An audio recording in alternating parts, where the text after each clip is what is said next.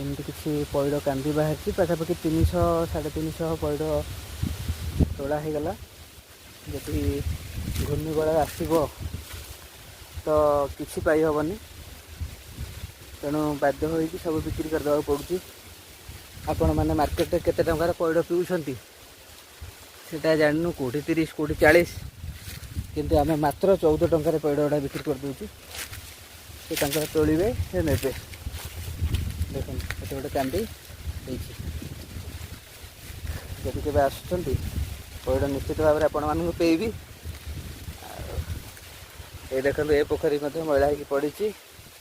ନିଜ ଚାକିରିରୁ ସମୟ ହେଲେ ନିଶ୍ଚିତ ତାକୁ ସଫା କରି ଆଗାମୀ ସମୟରେ ମାଛ ଚାଷ ମଧ୍ୟ କରିବି। ଦେଖନ୍ତୁ ଘୂର୍ଣ୍ଣିବଳୟ ଆସିବା ସମୟ ପାଖେଇ ଆସୁଛି। ଆଜି 22 ତାରିଖ, ସମୟ 1:12 ପାଖାପାଖି।